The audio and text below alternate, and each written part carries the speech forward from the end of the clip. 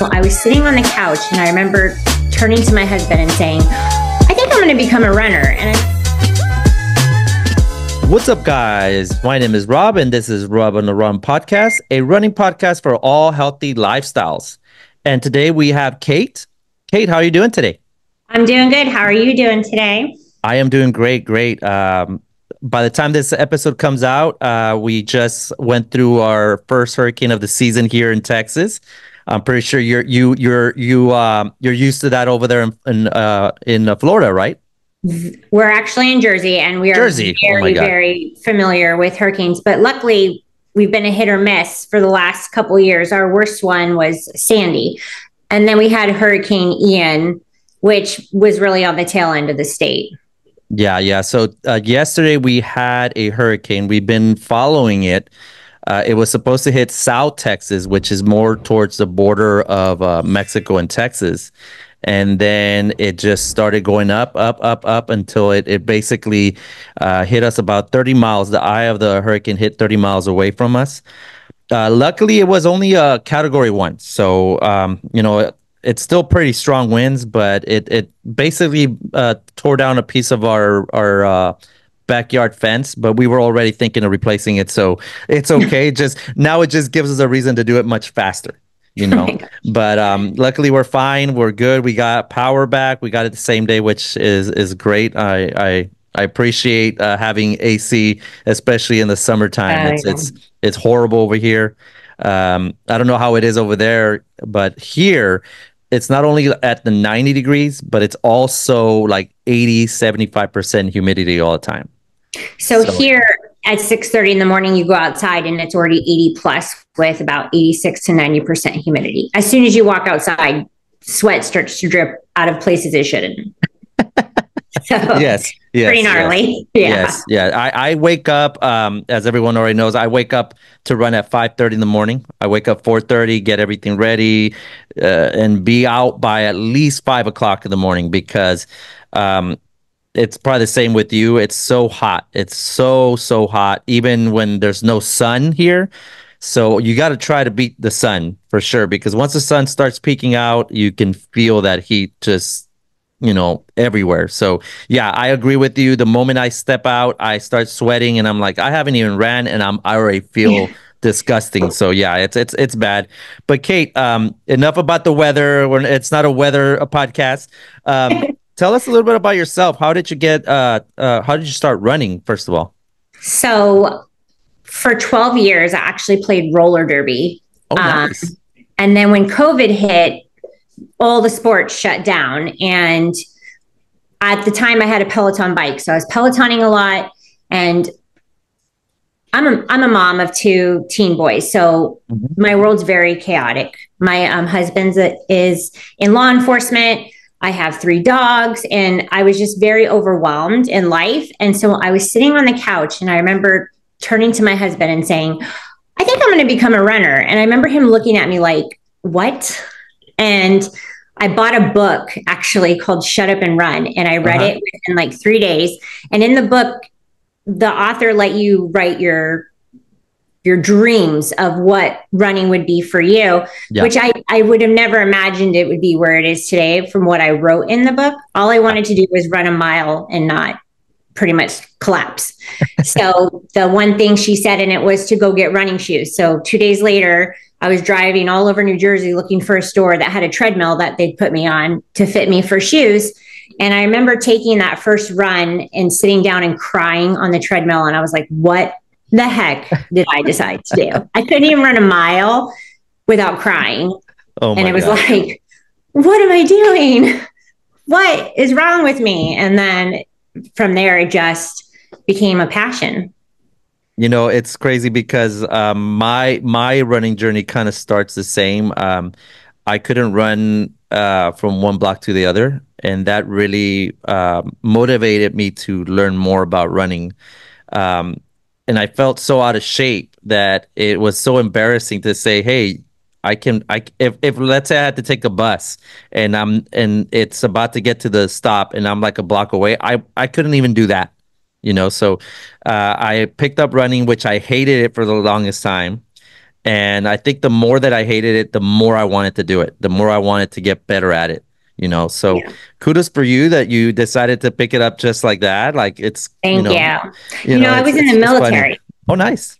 Yeah, I did about 12 years. I got Okay. out once I had my first son, because we didn't know how they would station us. And so I'm very, very discipline oriented. So when I say I'm going to start something, Yeah. I start something. So if I say, oh, I'm going to run my first 5K, I'm going to end up running that 5K in the amount of time I say it. So for me, it's more of like, I don't want to let myself down. Yeah. So running has become more of a like goal for me to just continue to get better. Even on the days where I feel like I'm as slow as a turtle, I know that one run is still helping me improve for future runs. So Yeah. I would just stick it in my pocket. That's awesome. And congratulations on being part of the armed forces, and thank you for your service more than anything. Thank you. And I can tell that, having that discipline definitely will help in running. I think that goes hand in hand. I myself, I wasn't in the military, but I can definitely relate because I'm the same way. When I set myself up for something that I want to do, I will do everything that I can do to do it. Like, for example, right now I'm training for a marathon for Berlin. And I decided, I decided within my training plan that I was going to quit drinking alcohol for the 18 weeks. And, Easy. I'm not a heavy drinker, but I like to have a beer here or there, to relax, especially after a long run. But I said, you know what? I want to really see if I can be disciplined to be able to let it go and see how my training looks. What perspective does it look with me cutting, that part of my life, and see if that helps me be a better runner. So I'm very disciplined. I'm very dedicated to when I put myself to do something. So that's awesome that you do that. So talking about your 5K and whatnot, when did you run your first 5K? My very first my main running journey started March.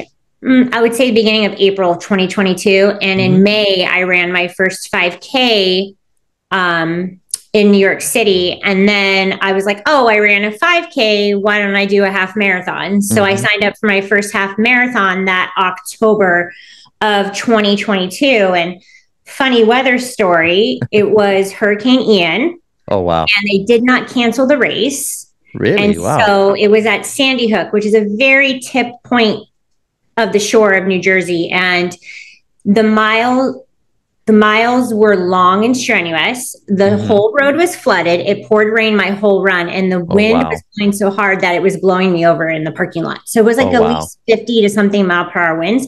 But I was like, I paid $98 for this race. I'm running during a hurricane.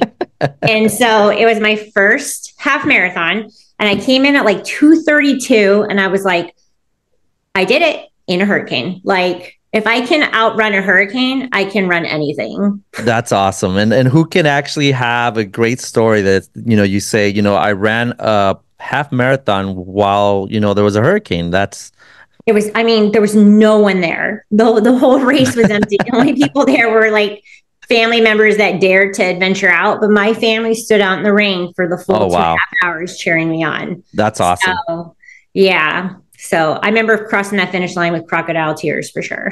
I can only imagine. I mean, having to run in that type of condition is already amazing to do it, and I don't know if it's kudos to the organization that did not cancel it or whatnot. What were they thinking, right? You think about stuff like that because I mean they're always so fast to cancel if there's lightning and stuff like that. Obviously, it's dangerous, but I mean if you got that 50 mile per hour winds.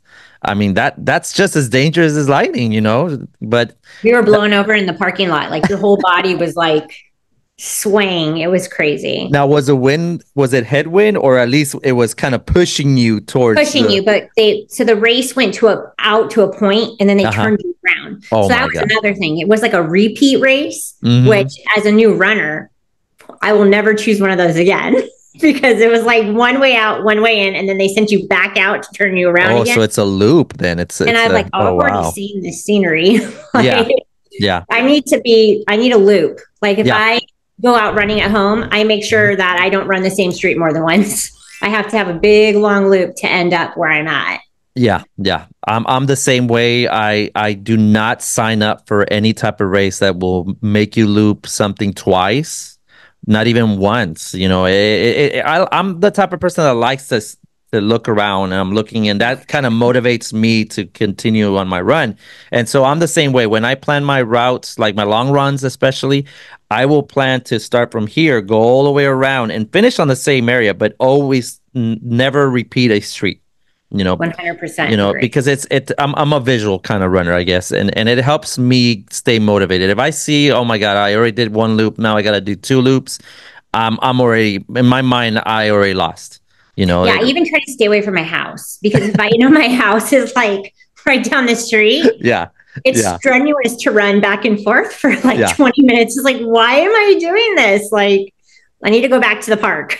No, you're 100% right. You're 100% right. I do the same thing. If I have, let's say right now with the heat, I have a 14 miler coming up on Saturday. And if I plan it close to the house to where maybe I'm at mile 9 and I'm closer to home than to mile 11, your mind starts playing tricks. It's like, just go home. You're right there. Why do more? Yeah. Come on now. Yeah. Come on, Rob. Yeah, so I do the same. I try to pick something like most of my runs here in Houston. There's a park that I like going to run, and it's about a 30-minute drive from home, and that's perfect because just like you said, if you do it too close to home, it's just going to be a mental game. It's already so crappy that you got to run in the heat, you know, and then at close to home, then your mind, like I said, it's just going to play tricks on you. But I'm the same way. I think most runners are the same way. At least my friends that I've talked to, they do not like to do loops, and they definitely like to run somewhere outside of their house just to see something new. You know, I'm the type of person that if I run the same route every day, I will get so tired that I don't even want to do it anymore. Yeah. So I'm like that, but that's crazy that you went from a 5K to a half marathon. Yeah, and then I felt like I needed a redo. So then I did my next half marathon. I did the Brooklyn half marathon. Oh, nice. In April of 2023. So I trained myself again, and that was training through winter, which I had never ran through winter before. Okay. So that was a pretty bill because we needed to get jackets and hats and gloves and pants and it was a brutal winter. I was out there in probably 12-degree weather some days with the face mask on in New Jersey and snow. And so I ran my second half in April, and I took off almost 9 minutes of my time. So definitely the hurricane winds did play a factor in the race for sure. And then from there, I was like, oh, well, I ran a half marathon. I wonder what it's like to run a marathon. And long story short, I met this amazing person who's become my running bestie through Alter Ego Hats. Nice. And he has a coach, and he was like, oh, you should check out my coach. So I reached out and said, I think I want to train for a marathon. Would you coach me? And she said, yes. And I just ran my very first marathon in November. And literally I had only been running a year and maybe 4 months. Wow. So it was an adventure. and which one was this marathon you did? It was Philly. Okay. It was a fall marathon. It was a gorgeous day. It was probably one of the most difficult mindset things I've ever gone through. Because in Philly, the race is amazing. You run through all the historical events, but then they take you into this desolate park from mile 7 to like 16. So you don't see anybody. So it's like quiet. It's hilly when they say it's flat, and there's nobody. And then I just remember coming out at mile 16, and my husband was on the side, and I just started crying. Oh my gosh, what am I doing? I'm like screaming and bawling, and I have a knit cap on, and it's now 70 degrees. And I took his hat, and he was like, you keep running. He's like yelling at me. And it was like, okay. It was so dramatic. And I remember crossing that finish line and saying to him, I'm never doing that again. Like, I can't walk. I cried, like every emotion. I think I swore, which I don't do very much. I cried. I yelled, I laughed, and I think I talked to myself like half the run because I was by myself. And then, 2 weeks later, I'm running another marathon. But I don't know I don't know what I was thinking. So now I'm training for another one. And that's totally the same way I felt when I did my first marathon. I told myself, "What are you doing? Why are you paying for this much pain?" I cussed myself out. I cussed at a volunteer. I went through every single emotion, and I'm not gonna lie, I do cuss a little bit more, probably more than you, but yeah, I had finished that race thinking the same way as you did. I'm never gonna do this again. Yeah, Like, I think it was the first thing why? I said to everybody, I'm never doing this again. Like, give me a hug. I'm never doing this again. What was I Yeah. thinking? Yeah, I even told my fiance, I was like, I'm gonna retire from running after this. Like, I feel like a car hit me, and it's not a great feeling. I remember like not vaguely. I remember exactly. I finished the damn race. I did a shoey, which I'm not sure if you know what a shoey is. I don't. You take off your shoe that you ran in, you pour the beer, and you drink it off There you we know. go. Okay. So I did that, and then I lay down in the grass and I passed out. I passed out for like maybe an hour. When I wake up, I look around and there's not that many people anymore there. So, and then it was the worst thing. It was the worst thing that you could do. And that's something I've learned along the way running more marathons. The worst thing you can do is sit down and let your legs cramp up, Yeah, let the basically. cramp. You know? My first thing after the finish line was I by Hmm. mistake dropped one of my headphones on the ground Hmm. and I could not bend over to pick it up. And I'm standing there and I remember standing there and I'm surrounded by all these runners and I'm just staring at the ground because my headphone is in front of me. And I saw a girl walking with her mom that clearly did not run. And I was Yeah. like, excuse me, can you please pick up my headphone for me? Because I couldn't bend my legs Oh my to pick God. it up because I was like, oh my God, I can't bend my legs. Yeah. Yeah. Yeah. But That yeah, was the that was medals were me. pretty cool. They jingled. Hmm. So all the runners that were like, we walked like we rode a horse. So all you heard was ding, ding, ding, ding, ding, ding, like Yeah. the whole Oh way yeah. back to the, Yeah. the hotel. So that was like some of my favorite moments was like after because Hmm. it was comical. Like Yeah. it was just hilarious how you feel after and the way you walk. And it was like, if I go upstairs, I'm never coming down. So Yeah. don't make me go up there. Yeah, for me, after getting up, I remember after getting up, I was hungry as hell. I was starving, and I sat down somewhere to eat. And once they brought me my food, I couldn't even eat the food. I was so damn tired. I was tired. I was hurting in every single place that I've never felt pain before. And when I went, and this was a destination race, I went to Chicago for it. So Very cool. when I flew back, I was still feeling the pain. It took me like a good 2 weeks to finally feel okay, you know.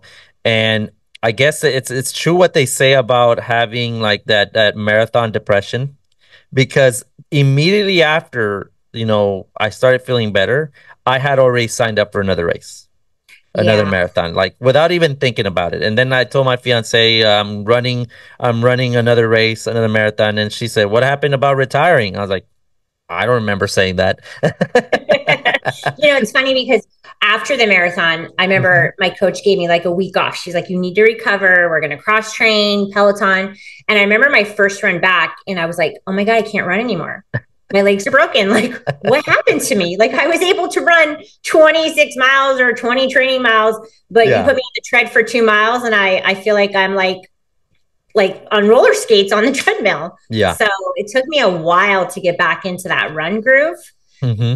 And it was so like it was hard because I am very hard on myself. So it was like, oh my God, do I suck at running now? Am I not capable to do this anymore? Did I get slower because I Oh ran a my God. marathon? Like all those aspects. You see all these Yeah. people improving, and then when you don't improve, it's so hard Yeah.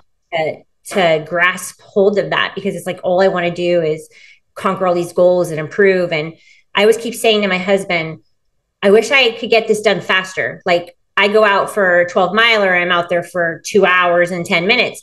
He Hmm. goes out for a 9 miler and he's out there for like not even an hour and 10 minutes. You know what I mean? Yeah. And it's like, how are you so fast? Like, I've been working at this. You've been running for like a month and a half. You know, what I mean? Like, I don't understand the lie. He's like, well, I am taller than you. And I'm like, okay. I'm like, No, that's not it. but I feel you on that because that's the way I used to think a lot when I started running. But then I definitely got a running coach, especially for the marathon. I decided to get a running coach just because um, half marathons I was already okay with it, on my training. But on a marathon, obviously doing double, 13 miles is a beast of its own. So, and one thing that my coach had to like drill on me is don't like he would tell me don't ever look at someone else's accomplishments and um, question why are you not at where they're at, you know? Yeah. And I had a good friend of mine that was very, very, very like he liked to show off his times and stuff like that. And we're both kind of the same age, same body structure, and he's just was faster, and I would tell my coach, I was like, man, it really pisses me off that I cannot do it. Like my times are still not where they should be. And he's just would tell me, no, you'll get there. If you follow the plan, you'll get there. But just don't get discouraged if they don't show up faster or at the same time as maybe your friend or someone else that you're looking at. And it took me so long to get there. And I still struggle it. Trust me, I still struggle it. I look at it, some people, some of my running friends, and sometimes I got to stop myself and say, no, no, that's not the right way to think. Like, don't think like Yeah. that. I have to agree with you because I mean, I've only been at this for 2 years and a couple months. Hmm. And I have to remind myself, like, yes, I'm running, but I am Hmm. older and I'm starting this journey very late in life. And when I started, I was a lot, I don't want to say slow. I just had a different pace. And now, Hmm. because I don't think any pace is slow, I Yeah. always feel that if you can walk, you can jog. If you jog, you can run. If you run, you can sprint. Yeah. So I feel like any pace you are, you're a runner. So I Hmm. had to remind myself of that. So now instead of setting my watch to see the pace, I set it just to the time. So I know, okay, I have to go out for a 45-minute run. I set it a timer for 45 minutes. So when I'm Hmm. done, then I see what I'm running now. And a really good friend of mine who I work out with at the gym had told me to cover part of my watch with even Hmm. electric tape so you don't Yeah. see the pace.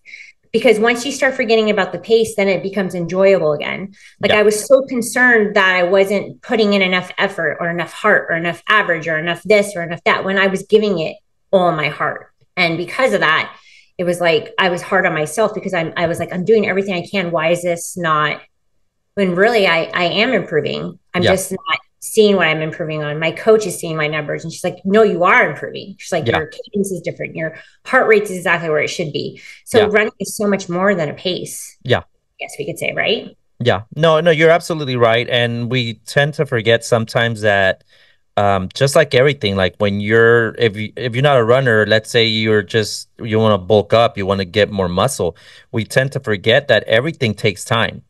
And we want results fast. And I think that's what happens to most beginners in any healthy aspect, any physical aspect.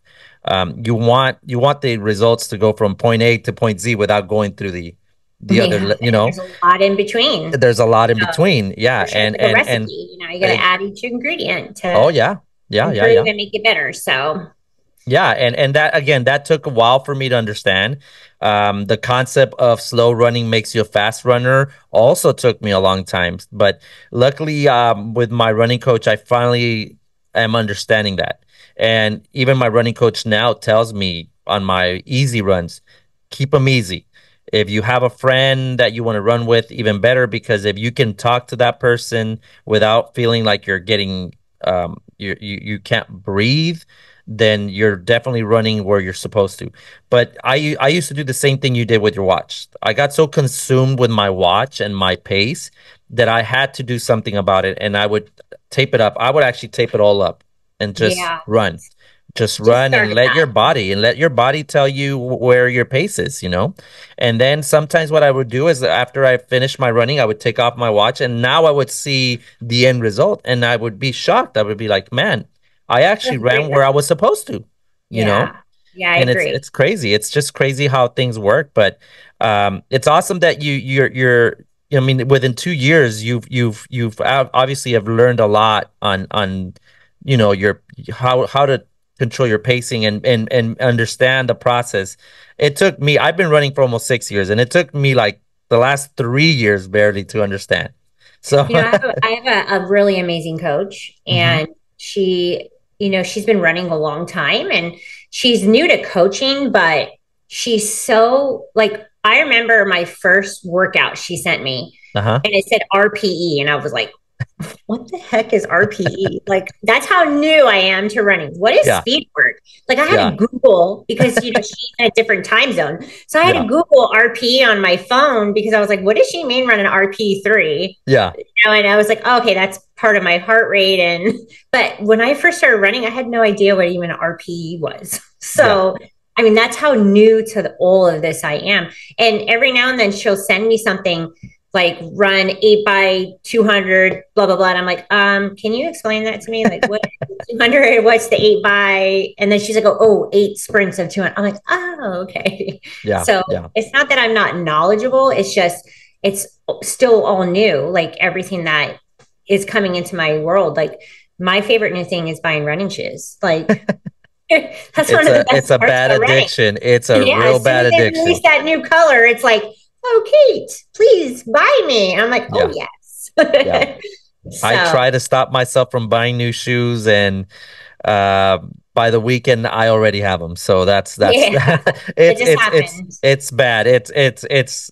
I think runners are like people that are into like fashion and stuff like that. We have to have the latest and the greatest when it comes to shoes. At least Yeah, myself. I can't speak for everyone else, but I have like maybe 6 or 7 pairs of shoes that I use in my rotation. yeah, And same. the moment I see one that's already kind of looking a little scruffy, I replace it immediately with a new Yeah. pair. We have a But donating shoebox at our gym. So I'm like, oh, donate. Oh, time for yeah, new pairs. I that have to just gives match. you a I don't reason. Yeah. know, but like my Instagram, I'm very colorful with my hmm running attire. I like to make a hmm statement in a way, like to have fun. Yeah. So my shoes have to match either my shirt or my shorts, and my alter ego hat has to match everything. Like it's very coordinated. I don't know. It's just I think it's because I'm a Virgo and I'm very like organized. Yeah. So I feel like my running attire is very organized, and when it's not, I feel like my run's off. I'm like, oh wait, this is not organized. Like organized chaos, I like to Yeah. say. So Yeah. Yeah. yeah, I love shoes, running shoes. Yeah, That's and speaking about alter ego, I think that's where I met you because this is my first year with alter ego. fantastic. and It's my and second. oh, nice. And I think Yeah. that's how I met you, and then I started following you, and I really enjoy what you put on social media. And um it's awesome that you're within 2 years. That's crazy. I didn't even know that you had just started running for 2 years. And Yeah, I I've been mean, doing you look at your social media, and it looks like a professional is doing it. So I really thank you. really do I'm like. very positive. I'm Hmm a very, very positive soul. Like I feel like there's no need to be negative unless you, I mean, of course, don't get me wrong, I'm a mama bird. Like if you mess with somebody I love or my best hmm friend, or there's a side of me that no one wants to see. It usually came out at roller derby. But I'm very positive and I love to spread like love and self-love. And Yeah. I don't think there's a body type. I don't think there's, anything. And because of that, I feel like I portray that a lot in my Instagram because hmm running is tough and it's It hard. is. Hmm But if you make it fun and positive and it'll beat your heart, you know what I mean? So it's like I try to portray that in a lot of what I post, and I Yeah. try to have fun. I think it's meant to have fun, Yeah. right? I'm not here to win the race. I'm here Yeah. just to finish. So No, and that's awesome because I started my Instagram. At first, I started because I wanted to kind of document my fitness and health journey, and then I started getting a lot of like messages of people saying, "Hey, I really do appreciate you posting this." And then I realized, you know what? Now it's become more of a motivator for somebody. And you're 100% right. Like you should always try to be positive because there's so much negativity, there is, even there is. even on social media. Like, you know, there's so many people at the same time that I've had several DMs where they'll message you and tell me like, why do you post the same thing over and over? Like, we know you're a runner. Why do you got to post this? Why do you got to post that? And That's someone that's just not a runner. exactly. And I don't even feed to the fire. I won't even answer, Yeah, but don't you even still answer. see it and you're thinking like, man, why? Like if you it's kind of that golden rule, I guess. If you got nothing good to say, then don't say it. But you're right. It's usually the non-runners and people that don't understand, but I also get a lot more positivity out of it. Yeah. I can go back to see when I started running to now, 6 years later. But at the same time, if I can change someone's perspective of running or living a healthier lifestyle is already a win for me, which I'm pretty sure it goes for you as well, because I Yeah. can tell. So, 10 years ago, I Hmm. wasn't where I am today Hmm. in shape wise. I mean, I was a lot heavier and I decided that I needed to get my life on track. And Hmm. I definitely joined a gym and started eating better, but then I was eating to work out. So then that didn't go very well because, Yeah. you work out and then you eat and then you work out, then you eat. So food was more of like an enemy for me because I was like, oh, if I eat too much, I'm going to gain weight. But if I eat too less, I'm not going to be able to work out. And then eventually I did this thing called the Whole30 where you take everything out of your diet to see what is affecting you. And I actually gave up alcohol almost 10 years ago. Okay. Because of just fitness reasons, not because it was the sugars and Yeah. I gave up the dairy. And then, I feel like I've always tried to work on being in shape. Yeah. And then I was a lifter, a very heavy lifter. Like I Okay. could deadlift like 310. Oh, wow. Yeah, this was before running. I Okay. played roller derby. Like I was beating up girls that were like 3 times my age on skates Oh, with wow. no gear. Like all you had was elbow pads, wrist guards, a mouth guard, and a helmet. Yeah. So I would be the one that would hit them to move them. And some of Okay. these girls were twice my size. Yeah. So I lifted heavy. And then once COVID hit, that's when I gained more weight and I was so hard on myself. And I was like, I'm going to be a runner. And I just wanted to get in better shape. And who knew that running not only like helps you with your fitness, but also helps you with your mental health and Yes. you're bringing peace of mind. And, I'm not one to shy away from it. I suffer from anxiety. I mean, I was in the military. I've lived far away from my family for years. So all those stressors, I'm a worrier, but running has calmed the beast inside of me. That's awesome. Because of that. So it's been a full journey of weight loss, confidence growth, mental health changing, image, like self-image changing, like everything for me. Like it's not just one aspect of my life when I post my journey stuff. It's everything for me. So, and I try to be really real when I post on my Instagram because I don't have AI filters or filters. Like I don't believe in them. And I do try to hashtag that all the time. No filters. Like you always know when someone's using a filter and someone's not using a filter. You can just try, we are beautiful the way we are. Like, why are we trying to look thinner, skinnier, light? I'm sorry. No, you're good. Good job, kid. He's trying to get ice cream quietly and it didn't work. So, you know what I mean? Like I try to be very real. Yeah. And so that's how I try to portray on my Instagram as well. You know what I mean? Like that's who I am. I'm a jokester. I'm funny. I'm real. I'm positive. And that's how you should be. You should be your authentic self. And I agree. There shouldn't be filters. You should post as how it should be, as how it is, because that's the real you are, the more people will relate to you, I feel, So yeah, 100% I agree.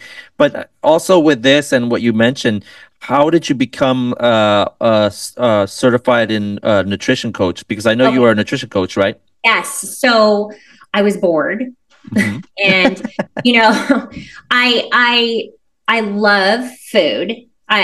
People don't know, I eat all the time. I probably eat all day. I probably start at 7 a.m. and I eat till 8 o'clock at night. And yes, mind you, it's pretty healthy most of the time. Yeah. But before I started training for my marathon, I wasn't eating enough. So I was depleted of the calories and I really wanted to learn more about proper eating and proper nutrition. So I was like, oh, I'm going to become a nutrition coach. And it was a 2-year program that I did in 9 months.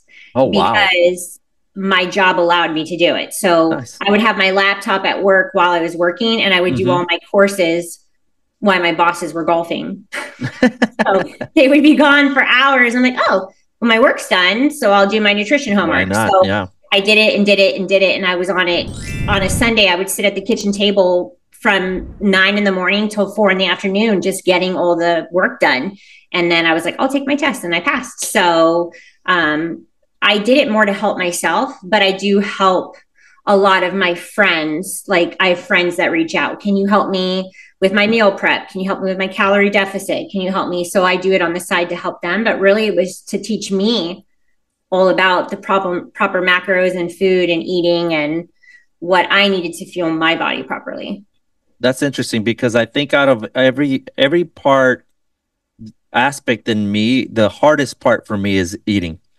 I come from a very Hispanic family. We're from I'm from Mexico. My mom, my dad are from Mexico, and my mom's food is amazing. Don't get me wrong, but it's very greasy. It's not very healthy, and so living with that, when you're a kid and then you grow up and you continue to eat that way for a long time, it's very, very hard. Yeah, it's all you know. It's all you've known. It's what you were taught. Yeah. So I grew up, I'm full Sicilian and Irish. So, but we eat a lot of pasta. And the older I got, that pasta doesn't slip away as fast as it used to. Exactly. So like, okay, so what's protein? Like, was I getting in enough protein? And, as a female runner, protein is, I don't know how it is for male runners, but for females, protein is super important for us to even maintain a healthy weight, especially after a certain age in life. Yeah. So it was like, oh, I'm not even getting in 8 grams of protein. Like, I should be getting in, 60 grams of protein or so much protein. So it was just learning all that aspects. And there was even like chapters on alcohol in your body and how one drink, what it affects and what it does to your metabolism. And so I just learned a lot about that for myself. And, my household has benefited from it because my husband is training for his first half Ironman. Oh, awesome. One day was like, I'm going to be a tri runner. So it's funny, like in our house, we just automatically decide to pick up sports. So a year ago, he was like, I'm going to do a triathlon. So I was like, okay. So he benefits from all that because I meal prep for both of us. Sundays is straight meal prep. It starts at 9 o'clock in the morning after the long run, and I'm in the kitchen until it's done. And it's really, our whole family really benefits from it because my kids eat healthier. I mean, I have one kid's a cross country runner because his mom runs. One loves to swim and go to the gym. So it's like a very healthy environment all around because we as individuals are, healthy. So like, it all comes in a big circle.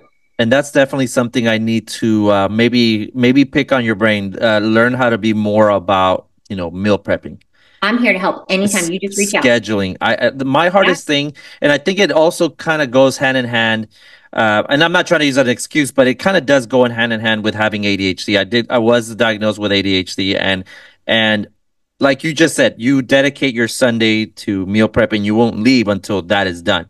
Yeah, I can put on a movie. Like, I keep myself occupied in that kitchen, or my favorite podcast, or my audiobook, something that's going to entertain me while I'm in there cooking. You know what I mean?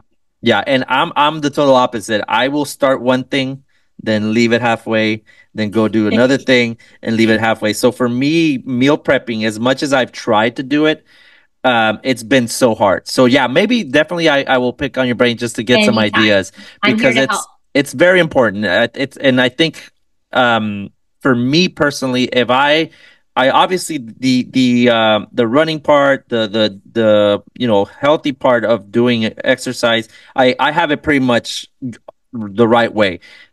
If I can get my eating habits to go with my running and everything, man, things would be so different. You know how many people say that? Yeah.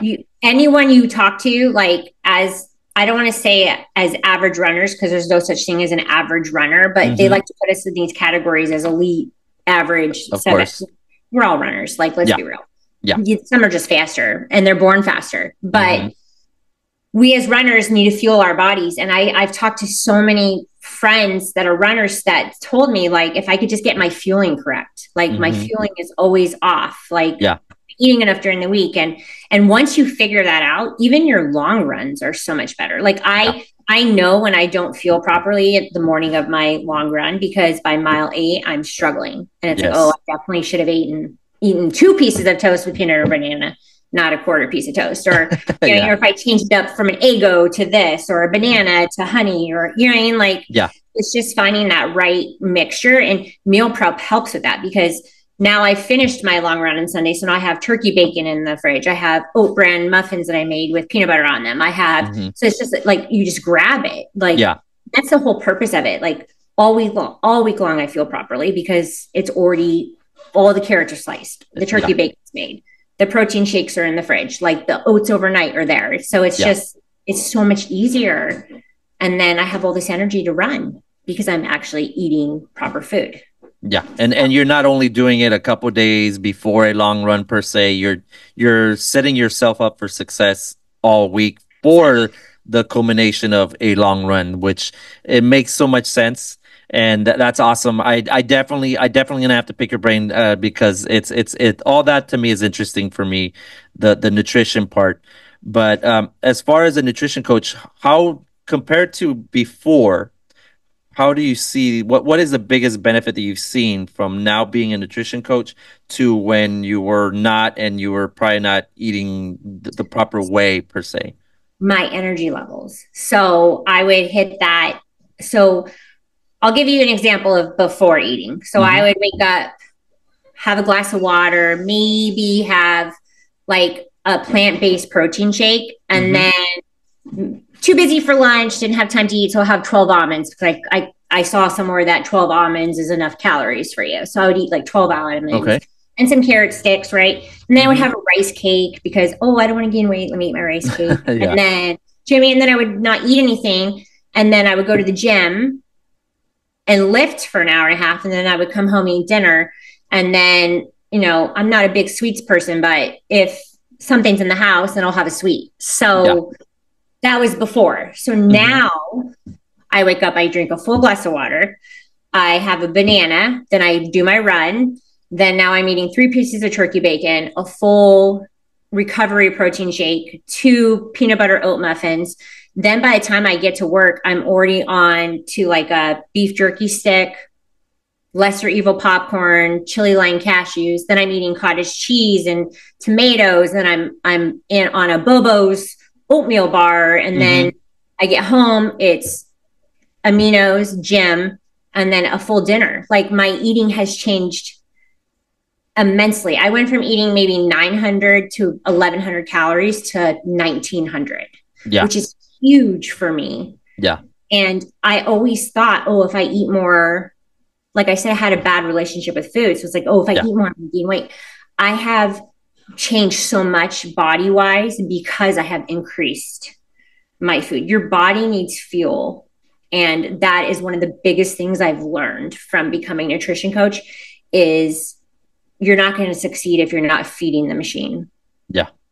Pretty much.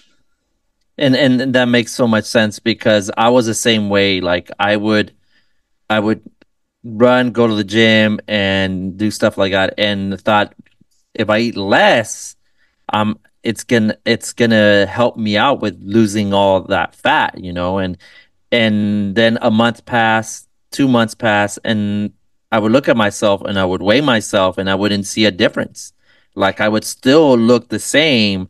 Yeah, maybe, you know, gain a little bit of muscle because obviously there is a positive by doing all, you know, everything. But, you know, my gut, I felt the same. My energy level was very low. And then I would tell myself, why? Why is it that I feel so sluggish, even though I'm very active? I run, I go do yoga, I work out, and I still feel like I have no energy, you know? And then a good friend told me, he's like, well, what are you fueling yourself with? What are you eating? Are you eating the proper calories? Are you eating the proper carbs to fuel your runs and stuff like that? And it's just like how you were saying about your running coach. You know, what is this? What is this acronym? I'm like, I don't know. You know, and it's funny because people don't realize, like, so you don't eat, right? So say you work out and you're like, oh, I'm gonna work out for hours and I'm gonna take in a granola bar, right? So now Yeah. your body's like, oh my gosh, that granola bar, let me take that in. And once it takes it in, instead of your body burning it, now it's storing it. So the less you eat, the more your body starts to store, which then creates fat cells. So then now you're actually going to gain weight and gain fat where you don't want it, because your body's in starvation mode, because, oh, well, they ate one granola bar in 9 hours. So when am I going to eat again? So then your body, and that's what slows down the human metabolism. It screws everything up. So we need to eat, especially as runners. Like, I'm like you, I run first thing in the morning, but when I get home from work, I'm at the gym by 3:30 in the afternoon. So I'm a 2-a-day girl. So I do my long run or my short run. And then in the afternoon, I'm at the gym 4 or 5 days a week. Yeah. Because, it's just my lifestyle. And if I don't feel properly, I'm in bed by 6:30. No, and it all makes sense. It all makes sense, because and I say I was, but sometimes I still feel it, because I know that my nutrition is not where it should be, but that was me all the time. Like, I would feel sluggish I usually work till 6 p.m. by 4:35. I'm like, man, I'm already tired. I'm ready to go to bed, And it's just because we're not feeling properly. And don't get me wrong, I'm a donut girl. Like, you put a donut in front of me, it's not going to be on that plate anymore. Yeah. And gummy worms. Like, I have a bag probably this big in my pantry of gummy worms. I have a Ziploc bag of gummy worms almost every other day, because it's just a little one, but it's like, you can't deprive yourself of the things that you enjoy. And I feel like training for a marathon, gummy worms are like my lifesaver, because they fuel what that depletion of sugar and everything you need. So I eat really properly and I eat pretty clean, but definitely Saturdays for sure is out the window. Like, Saturdays, like I want some French fries day, or I want a Starbucks, or what I mean? Like, so I just try to not enjoy food, but I also try to eat properly for my training. So it's hard. You also need to give yourself some treat for the job well done, right? There's nothing wrong with that. I don't even like to call it a treat. I just kind of call it my favorite day of food. So it's not a cheat meal, it's a cheat day then. Yeah. It's like a whole day. You don't get not one meal. And my trainer a long time ago, when I first started my journey, I met my trainer, and we're actually really, really good friends to this day. He doesn't train me anymore, but he always said, one bad meal isn't going to throw off your whole progress. Like, eat that piece of cake. Just the next day, don't eat the piece of cake. Like, like, it's not going to throw off everything you've worked hard for. And like I said, that had to come to fruition with my whole relationship with food, but it's a hard process. Like, that's another whole mental struggle that you have to work for, so. And what is your go-to meal for the day, I guess, like the day before your long run? What do you like to eat to, get ready for that, I guess? So if I know, so like this last weekend I had 12. So I was like, oh, okay, so I have 12 miles tomorrow. And I'm not a huge carb intaker during the week. Like, I do eat healthy carbs, but more of like cottage cheese and like a protein smoothie, like, or fruit. So on Saturday I think I had a bagel with jelly and butter. And then for lunch, I think I had, my go-to lately is a kale salad, but it's like the famous Chick-fil-A kale salad. I don't know if you've ever heard of that. Yeah. It's the healthier version. So I make it at home, and it's so good. So I have that, and it's like breaded chicken, kale, cabbage, macadamia nuts. So you get a lot of your nutrients. And then for dinner, we do a pasta meal of some sort. So I know I'll eat the carb. Or this year, I think we made grilled pizzas. So I was like, grilled pizza dough, which gets you all that carb. But then I put like artichoke hearts and arugula. So it's still like on the healthy aspect of it, but I'm getting in the net carb I need to get in for the next day for the long run. And as a nutrition coach, like if you run, let's say if someone is running their long run they started at 5:30, when should their last meal be the day before? So 5:30 in the morning. Yeah. Okay, so always say you shouldn't eat 2 hours before bed. Okay. So my like last meal of the day is if I'm going upstairs to read a book by 8:30, I'm Mm-hmm. done eating by 7. So I know that I'm fully digested because they say if you go to bed with like a food in your tummy, you don't sleep very well. Like Yeah. think about going to bed super full or Mm-hmm. so my no matter what time I get up to run, I'm Mm-hmm. done by 7 o'clock at night eating. But I do get up, say my run was at 6:30 on Sunday. I got up at 5:30 and had 2 pieces of whole grain sourdough with peanut butter and banana an hour, like 45 minutes before, you know what I mean? So first thing I do is just jump out of bed, come downstairs and make that first toast for my run. So it digests in time for me to start running. And have you seen the difference in that when you're fueling yourself before a run, a race, versus going out and just having whatever you ate the night before? It's a huge difference. So even when I was just doing like a 3 miler, I was like, Mm-hmm. oh, I don't need anything. I'll just drink a cup of water and go for a run. Mm-hmm. Now I eat a half a banana because mm-hmm. I've learned that for like, if I'm going to do anything 5K and below is like a half a banana, a 10K and below, I'll eat a full banana, and mm-hmm. anything above 7 miles is a piece of toast. And then I just increase that. So like if I have a 14 miler, I'm eating 2 full pieces of whole grain sourdough mm-hmm. with a full banana with a tablespoon of peanut butter on each piece of toast just to fuel my body properly. If I don't fuel, you notice that you're kind of sluggish. Like even like when I start my run drills, you can feel the sluggishness. You know what I mean? So it's like important to fuel before you run. And that's something I've learned as well, just from reading my book on running. Yeah.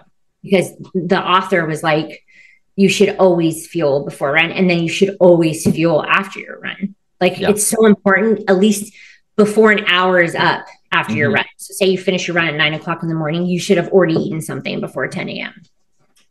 Interesting. And in your perspective, what is the biggest mistake you see runners do when it comes to like preparing like or eating especially after a race? I think that's where you get really, at least myself, I'll be honest, when I do these 14 milers, these big distance, when I start getting into the teens, especially, I finish and I am so hungry. I can eat a cow, and then I tend to make the wrong decisions in food. Because I'm so hungry, I will eat a cow. Whatever's there, right? Yeah, like, exactly. So I mean, I'm going to be bluntly honest. After like my 16 milers, I'm all about a sub sandwich, right? Okay. Like it's like I feel like I need everything in. But before that even happens, mm-hmm. I'm in the kitchen with my almond milk, my protein, my fresh berries, and a tablespoon of peanut butter, making my protein shake. So mm-hmm. I take in something right away with a little bit of sugar, mm-hmm. with all the proteins and the aminos that I need to recover from that 14 miles.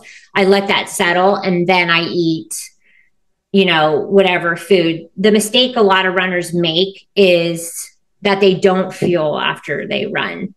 It comes along with all those aspects that they tell us. You should stretch, mm-hmm. right? You should hydrate. Mm-hmm. You should cool down. Like, how many runners do you think go on a 14-mile run and then come inside, grab a LMNT, we'll say, and then walk around their block twice to cool down? Yeah. Right. I don't know many of them, but I've created those habits. Like, so now after my long run, my dogs are waiting for me. They know when I come into this house that they're going for their walk. So it's like, it's become a habit where I make my hydration mm-hmm. that's going to fuel me after my run mm-hmm. in my bottle. My dog leashes are on the table. I come in for my run, I unplug, and we all go out, and I walk 2 times around the block just to cool down the body.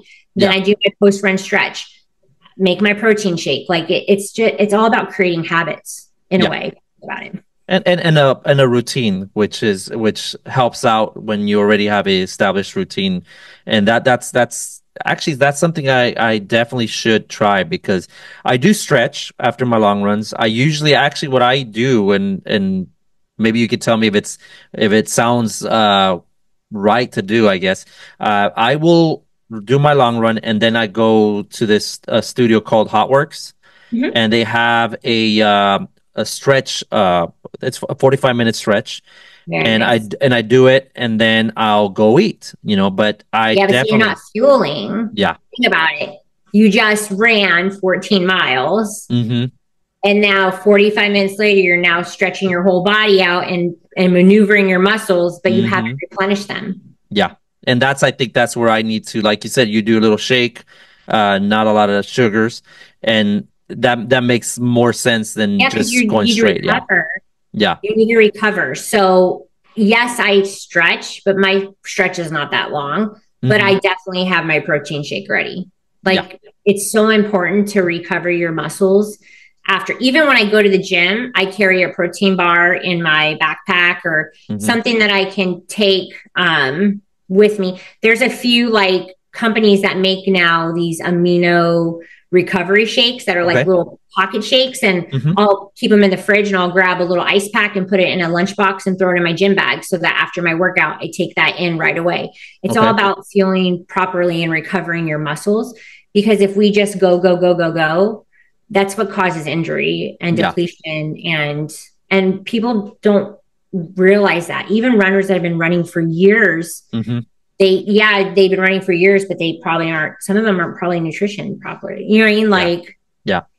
it's so much more than running, which a lot of people don't understand.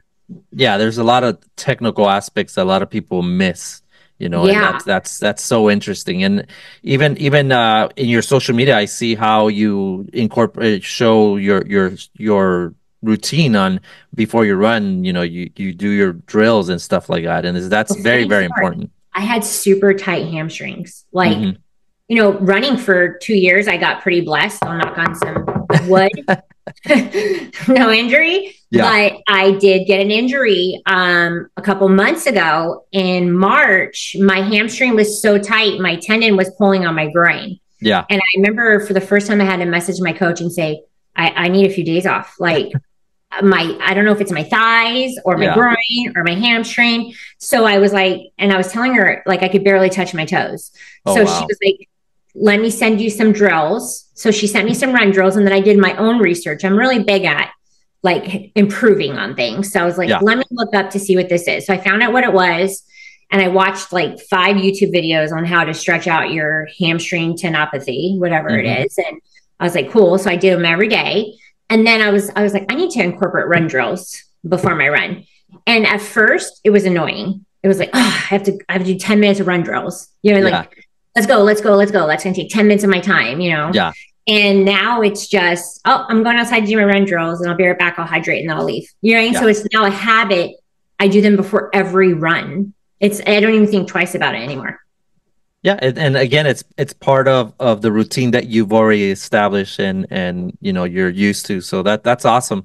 I have my little run routine as well. It's not 10 minutes. I'm embarrassed to say, but it works out for me. But definitely it's so awesome to hear what you do and whatnot. I definitely am gonna pick some of those ideas and add them to my running routines because it definitely makes sense, and I think it's gonna make me a better runner for sure. But Now, mind you, I'm no like guru. yeah, yeah, I'm new to running. I am just trying to do it the most beneficial way for myself to yeah. progress and not regress. So that's including the food. It's like I'm trying to learn all aspects. Like, Hmm. if I'm going to go into this full heartedly, I need to be in it fully. So that's why I'm so passionate about all the aspects of it. Yes, anybody is a runner, but there's so like, and I keep saying there's so much more to it. And not all of us know all that knowledge, you know what I mean? And Yeah, it's just teaching yourself. Like, I do a lot of reading. I do a lot of research online when I'm sitting around on yeah. how to improve this or so. And that's where I'm at today. No, that's awesome. And speaking about reading, I know you told me before we started recording that it's your reading time right now. So we'll try to wrap it up as soon as possible. That way you can also Yeah, I need to get to my true crime book. there you go. There you go. My, Yeah. my fiance would be proud of you if she heard you say that. She's big time on true crime, so definitely. But we're at a point here where we're gonna go ahead and let our previous guest, which was episode 10. Carolyn has a question for you. We'll let her, answer or tell you the question, and then you'll have time to answer. Okay. Okay. If you could have dinner with any runner, past or present, who would it be and why? I would choose Molly Barker. Okay. Molly Barker is a triathlete that did an ultra marathon, but she funded and started a program called Girls on the Run. Okay. And it's for girls in your community in elementary school to teach them confidence and how to run and build teamwork. And the reason why I love the program so much is a long time ago, I was a birthday book mom in an elementary school, and our local Girls on the Run didn't have a coach. And a teacher came up to me, and I don't have any little girls. And she was like, "You're an amazing, positive person. Would you want to coach these little girls and teach them how to believe in themselves?" And I was like, okay, well, that sounds amazing. So I signed up, and I ended up coaching for 4 years before COVID hit. And it didn't just help these little girls like it helped me. It talked about your star power and confidence. And I would love to pick Molly's brain on how she even came up with this idea to build these little girls up before they, even know what confidence means. Yeah. And, so that's who I would have dinner with. That's awesome. That's actually very, very cool. I have a 17-year-old daughter, so definitely that hits home. I try to teach her, to be confident of herself. So definitely that's awesome. That's a really, really cool. I'm actually gonna search her once we're done, because I like to teach her. There's a documentary I think on Amazon about her. Oh, cool. Then I definitely will sit down and watch it with her. While ago, but she'd still be there. So yeah, I'm pretty sure. Yeah. And the next step here is, do you have a question for our episode 12 guest? Yeah, so mine's weird. If you had the choice, would you rather run at 2 a.m. or at 10 o'clock at night? When it's dark either way. That's a good one. Yeah. I'm curious now. and what would be your time? I would say 2 a.m. I'm an early bird anyways, because then, you get your run done. You could get home and it's still dark. You go back to sleep after you do nutrition. Of course. And stretch and cool down. And then you have the whole day ahead of you, where it's 10 o'clock at night, you get your run done, all that, you're not even getting into bed till 2 a.m. So...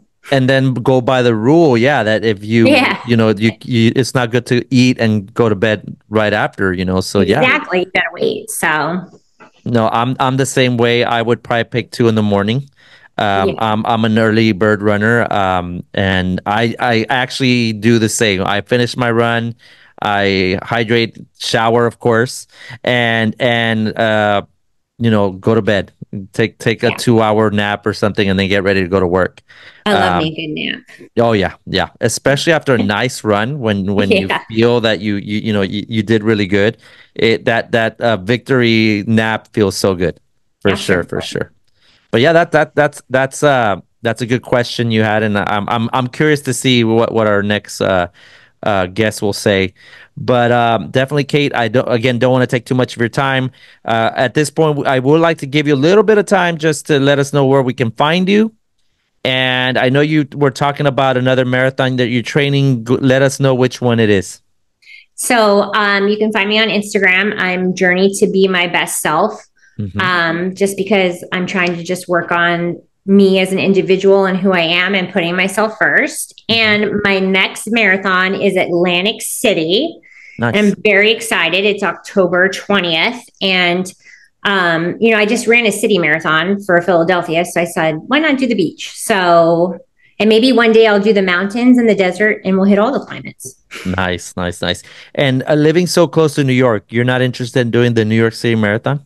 You know, I don't know. You know, you see all the hoopla about it. It's so exciting and it might be too much for me. I'm actually somewhat of an introvert and it might be too much for me. So maybe one day I'll do it. But for my second one, I really want to do better at this one. I know I did well in my first one for me, but I would love to improve. And I feel like New York City would be really hard to do that because there's so many runners. Someone said, if you want to improve on your marathon, do not do New York City for your second one. So it's like, okay, so that's a good takeaway for me, you know. So maybe one day I'll do it. I do maybe more of a fun run, it, you know, maybe you know, a bucket list run or something like that. Yeah, for sure. If I decide to do another one after this. That's what we all say, man. I'm going for my 6th marathon in September, and then right after that, January, I have another one. So it's become an addiction for me now. I don't really concentrate on the halves, although I love running a half marathon, but I find myself wanting to run more fulls, I guess, because the way I see it, and I think I'll be honest, it's a dumb way of seeing it. I'm already 42 and I'm getting up there in the age, and I'm thinking I gotta run as many marathons as I can right now that I'm still able to do it. That way, when I'm a little bit older, you know, I can run the smaller distances and be okay with it, you know. So you know, you say that, but I just saw a 90-year-old finish a marathon. So. That is true. That is true. So I think my favorite distance is 10 miles. I'm all about the 10 miler. You know, I love the 10 miles as well. Yeah, I think it's a good solid distance. It's right before you get really tired, and it's at that sweet point, you know. So. And you don't finish your race feeling like you just got off a horse, for sure, right? Oh, you feel good. You're like, I can still walk. Exactly. No, Kate, I appreciate your time. You're definitely a very, very positive person. I love what you've done in 2 years. That's crazy. And you sound like you've been doing this for a long time. So again, thank you very much for your time. Thank you for, you know, for your services again, like you mentioned. Thank you. And we'll keep in touch, and good luck with your training, and hopefully everything works out and you can hit that PR on your next race for sure. Thank you. I just want to say thank you for having me. I really enjoyed it, and good luck to you as well. And please reach out. I'm here to help with any nutrition questions. I love to help. So for sure. Anything you need, you just ask. I will, for sure. Thank you very much again, Kate, and have a good night, and enjoy the book that you're reading. Thank you. Bye-bye. Bye.